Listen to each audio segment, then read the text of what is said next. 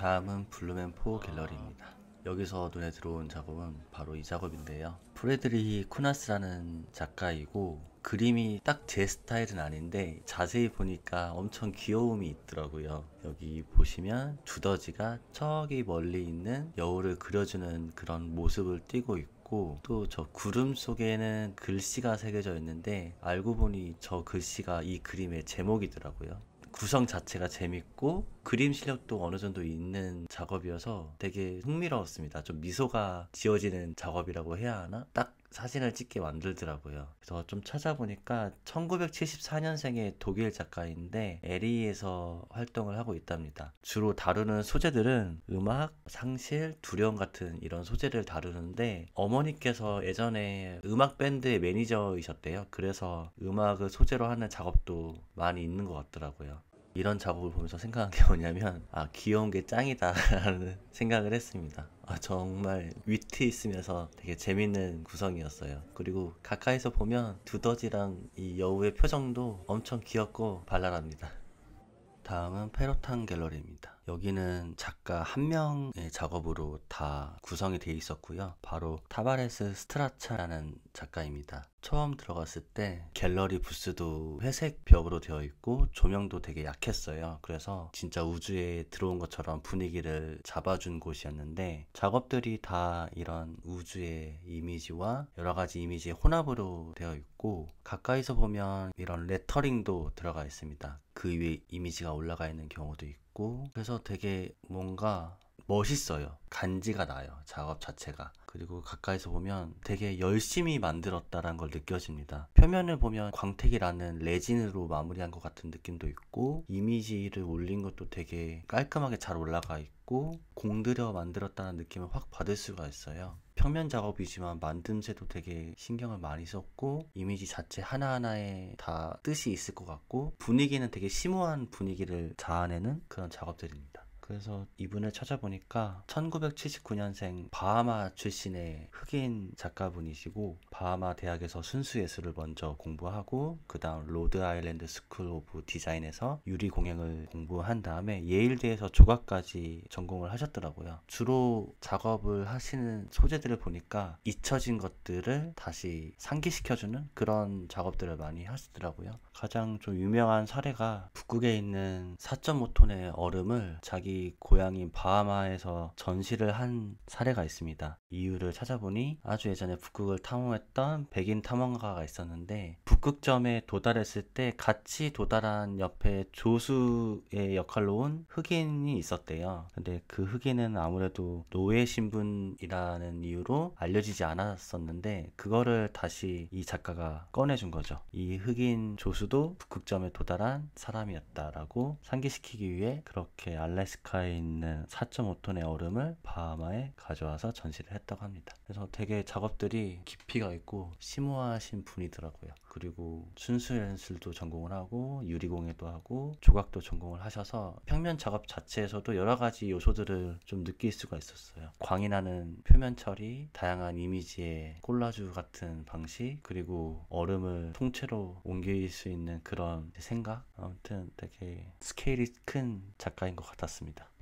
다음은 타로나수 갤러리입니다. 여기서는 제가 일부 영상에서 소개해드렸던 사이먼 후지하라 작가의 작업을 또 만날 수 있었는데요. 이번 작업은 좀 사이즈가 크더라고요. 이 작업도 색이 다른 액자를 붙여놓은 작업 방식이었고, 안에 이미지는 딱 봐도 데이비드 호크니의 작업을 다시 구성한 느낌이 들었습니다. 그리고 가운데는 자기가 만든 시그니처 캐릭터가 들어가 있었고요. 멀리서 보면 아크릴로 작업한 일러스트 같은 작업이라고 생각했는데, 가까이서 보니까 아니더라고요. 색종이를 접어서 이렇게 표현했는데 되게 재밌었고 아이디어가 좋다고 생각을 했습니다. 그 색종이의 깔끔한 색감을 이용한 것 같았고, 빈 공간이 많지만 색종이의 그런 선명함 때문에 빈 공간이 뭔가 눈을 사로잡는 그런 생면화로 다가오는 느낌이 있어서 뭔가 비어 보이는 느낌은 크게 못 받았던 것 같아요. 아무튼 이 작가는 약간 세련된 감각이 좀 있는 것 같습니다.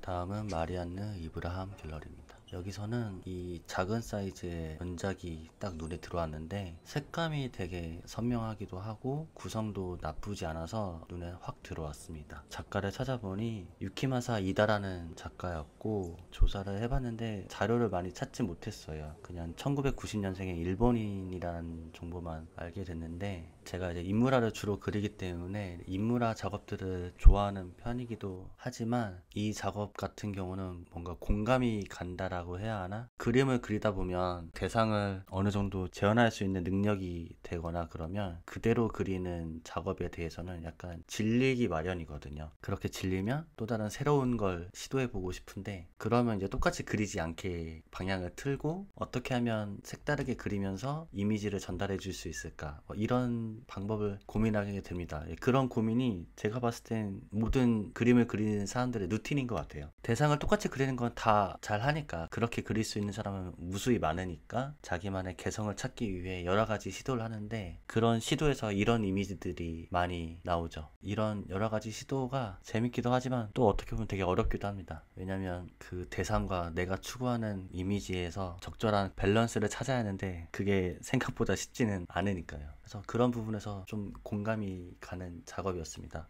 게다가 결과물도 되게 괜찮은 것 같아서 찍어봤습니다.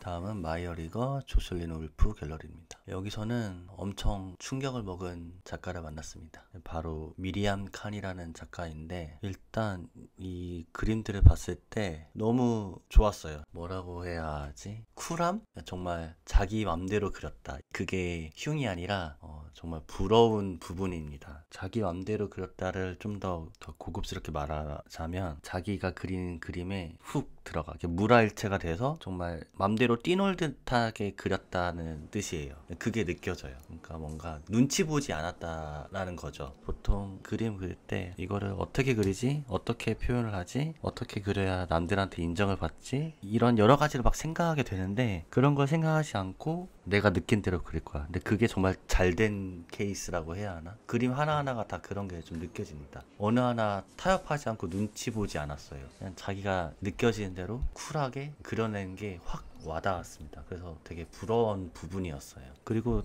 또 하나 진짜 쿨하다고 생각했던 게 뭐냐면 이 DP한 걸 보시면 액자에 끼지 않습니다. 그리고 이 프레임도 그냥 대충 잘랐어요. 정확하게 사각 자른 게 아니라 그냥 되는 대로 잘랐고 그렇게 그렸는데 작업이 잘 나왔고 그게 좋으니까 이렇게 있는 그대로 DP를 하는 겁니다. 그게 너무 멋진 거예요. 가장 부러운 부분이죠. 그냥 작가가 어디 하나 뭐 구속받지 않고 확 그려냈는데 갤러리 측에선 그걸 다 존중해서 그대로 이제 DP를 해준 것 같은 느낌?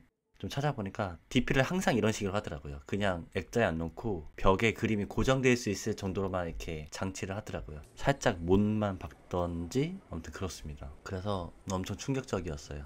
자료를 찾아보니 1949년생의 스위스 출생의 작가분이 있더라고요. 신표현주의로 불려지고 있고 예전에 이제 독일의 유명한 카셀 도큐멘타 세븐의 작업을 출시할 계획이 있었는데 뭔가 마음에 안 들어서 작업을 다 철수한 그런 사례가 있었대요.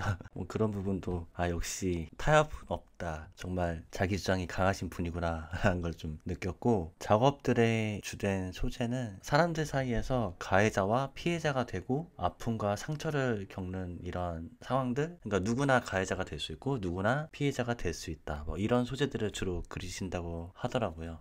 그래서 일단 저는 나이에 대한 편견이 있는 건 아니지만 좀 나이가 있으셔도 이런 당당함이 느껴지는 그런 구성? 표현? 이런 게 되게 멋있었습니다. 진짜 드로잉이나 페인팅이 매력적이신 분이에요. 돈이 있다면 작은 드로잉 같은 건 사고 싶었습니다. 아무튼 제일 충격도 받았고 그림도 좋았고 많이 알아가고 싶은 그런 작가분이셨어요. 그리고 이런 좀 당당함을 저도 갖고 싶다라는 생각을 많이 했습니다. 다음은 세디 콜스입니다. 여기서도 반가운 작가를 만났습니다. 바로 엘리자베스 페이튼이라는 작가인데 이 작가는 제가 대학교 2학년 때 되게 좋아하던 작가고 뭐 지금도 좋아하기도 하고요. 처음 알게 됐을 때 되게 멋있었어요. 그리고 좀 부럽다고 해야 하나? 왜 부러웠냐면 그림이 대충 그렸는데 되게 고급스러운 느낌이 났었어요. 그런 부분이 되게 좀 부러워서 대학교 2학년 때 좀 이런 스타일을 따라서 작업을 했던 기억이 납니다. 이분은 1965년생이시고 미국 작가이신데 다양한 셀럽, 락스타, 뭐 유명한 인들을 그린 초상화가 되게 많고 그것 때문에 또 이슈도 많이 됐던 작가이기도 해요. 뭐 커트 코베인, 오아시스, 버락 오바마 등등 많이 그리신 걸로 알고 있습니다. 그래서 어떤 사람들은 뭐 세기말적인 병약한 멋부림이다 라고 말하는 사람도 있고 뭐 지나치게 일러스트레이션 같다라고 말하는 사람도 있는데, 근데 저는 이 사람도 이 사람의 그림체가 딱 있어요. 딱 보면 알게 됩니다. 아, 엘리자베스 페인튼이구나. 그런 건 진짜 무시 못하는 장점이기 때문에 이 사람도 좀 대단한 작가라고 생각이 들고, 어떻게 보면 이 사람도 뭔가 좀 눈치 보지 않고 그렸다? 이런 게 좀 느껴지는 작가이기도 합니다. 아무튼 오랜만에 봐서 너무 반가운 작가분이고, 마지막으로 이분이 한 말 중에 많이 회자되고 있는 말이 나는 내가 그리고 싶은 것을 그릴 뿐이다, 이렇게 말을 했다고 하네요. 이 말에서도 뭔가 눈치 보지 않는 당당함이 좀 느껴져서 좋은 작가인 것 같습니다. 다음은 아라리오 갤러리입니다. 여기서 딱 눈에 들어온 작업은 바로 이 작업인데요. 이진주라는 작가분의 작업입니다. 조사를 해보니 홍대 동양학과 교수님이시더라고요. 그래서 동양화 기법으로 그리신 것 같은데, 이게 딱 멀리서 보면 이 검정색이 정말 되게 진하고 검정색입니다. 그래서 그 반타블랙 아시죠? 정말 순수한 검정에 가까운 그 반타블랙인 줄 알았어요, 순간. 근데 그 색은 아니었지만 원형 프레임의 이 손의 모습과 이 검정 배경이 뭐 어떻게 보면 뭐 대단한 그런 구성은 아니지만 약간 몰입감이 확 전해지는 그런 구성이었습니다. 이 검정과 피부톤의 색이 이렇게 몰입감을 줄 수 있다는 게 조금 신기하기도 하면서 좀 재밌었고, 그래서 이분의 잡지 인터뷰 중에 당신에게 가장 소중한 것이 뭐냐고 묻는 질문이 있었거든요. 근데 거기에 까맣고 뜨거운 것이라고 답변해 주셨더라고요. 그래서 이분이 까만 걸 좋아하시는구나 라는 걸 좀 유추할 수 있었고요. 근데 정말 이 검정에 대한 뭐 그런 탐구가 많이 이루어졌기 때문에 이런 색을 표현할 수 있지 않았을까 생각을 합니다. 아무튼 좀 인상 깊게 봤던 작업입니다.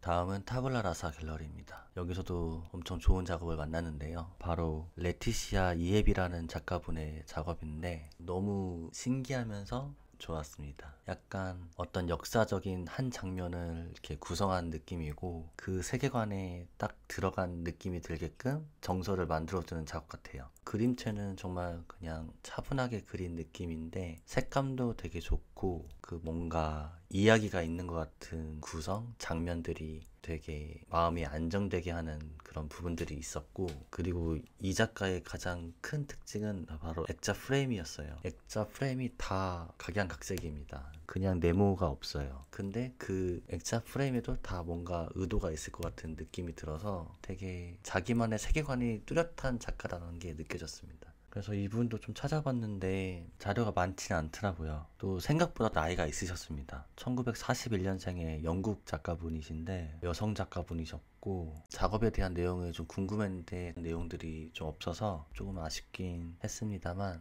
이 자기만의 세계로 뭔가 시간 여행을 시켜주는 듯한 이런 작업이 되게 매력적이었습니다. 다음은 투팜스 갤러리입니다. 여기서 눈에 들어온 작업은 바로 이 작업들인데 작가는 세실리 브라운입니다. 이 작업이 눈에 왜 들어왔냐면 색감이 일단 되게 좋기도 했지만 처음 보는 표면 처리? 이제 보지 못했던 그런 질감의 표현이어서 이건 뭘까? 라고 궁금해서 좀 가까이서 찍어보긴 했는데, 일단 파스텔 같긴 한데 이런 표현을 어떻게 했지? 라는 생각이 좀 들었어요. 그리고 종이는 그 서예를 쓸 때 세로선이 들어가 있던 그 얇은 종이 같은 느낌도 들면서 되게 신기했습니다. 그래서 자세히 보니까 이게 파나더라고요. 모노타입이라고 적혀 있는데 파나의 기법 중에 하나인 것 같아요. 그래서 이렇게 보면 양쪽 그림이 똑같죠. 아마 그 여러 장 찍은 작업들이기 때문에 이렇게 같은 이미지이지만 약간 색감이 좀 다르게 찍혀서 나왔을 것 같습니다. 그래서 이 세실리 브라운을 좀 알아보니까 1969년생의 영국 출생이고 주로 활동은 미국에서 하는 작가입니다. 유명한 미술 비평가의 딸로도 유명하고, 작업 방식은 구상이랑 추상이 결합된 느낌이고 현대 포르노와 올드 마스터의 그림을 좀 시각적으로 연결하는 작업을 많이 하시는 추상 표현주의라고 보시면 될 것 같아요. 다른 작업들을 보니까 진짜 색감이랑 이런 터치의 힘이 되게 강렬하시더라고요. 그래서 주로 많이 비교가 되는 게 빌럼 드 쿠닝이랑 또 비교를 많이 하는 작가입니다. 다음은 스티븐 프리드먼 갤러리입니다. 이 작업은 진짜 저 멀리서도 확 보였어요. 왜냐면 일단 사이즈도 컸고 알아볼 수 있는 구상 작업이었을 뿐만 아니라 약간 사진 같은 이미지를 전달해 주게끔 색 대비를 되게 잘 표현했고, 그리고 이제 점점 가까이서 보면 되게 간결하게 잘 그린 느낌이 납니다. 그러니까 정밀 묘사처럼 그린 게 아니라 가까이서 보면 진짜 터치들이 터프해요. 되게 그냥 자기가 넣고 싶은 대로 터치를 넣었지만 필요한 부분은 확실하게 넣어주고 비중이 크지 않은 부분은 정말 간단하게 처리하고, 그런 강약 조절을 되게 잘한 느낌이 들고, 그렇지만 멀리서 보면 사진 같은 그런 명료함을 주는 작업이기 때문에 일단 그림 실력이 좋다라는 걸 알 수 있는 작업이었습니다. 저도 이런 방식을 좀 좋아하거든요. 그러니까 너무 열심히 막 공들여서 정밀 묘사처럼 그리지 않았지만 간단한 이런 터치 몇 번으로 딱 그 이미지를 표현하는 게 되게 어떻게 보면 좀 많은 연습이 필요한 스킬이거든요. 그런 스킬을 아주 이 큰 캔버스에 적절하게 잘 표현한 것 같아서 멋있는 느낌이 들었습니다. 그래서 이분을 좀 찾아보니 캐롤라인 워커라는 작가분이시고 1982년생의 스코틀랜드 출신의 작가분인데 영국에서 활동을 하시는 분이에요. 그리고 주된 소재는 여성성이 가공해온 이미지와 현대의 일상적 환경과의 관계를 모티브로 작업을 하신다고 합니다. 그래서 다른 작업들을 좀 보면 그 대상을 바라보는 구도들이 약간 관음적인 부분들이 있어서 그런 부분도 좀 마음에 들었어요. 저도 그런 구도를 좋아하거든요. 뭔가 모델이 다른 데를 쳐다보고 있거나 일상적인 그런 모습들을 좋아하는데 그런 부분에서 되게 취향에 맞는 작가인 것 같습니다. 다음은 마시모드 카를로 갤러리입니다. 여기서는 되게 유쾌한 작업을 만났습니다. 바로 이 작업인데요. 되게 재밌지 않나요?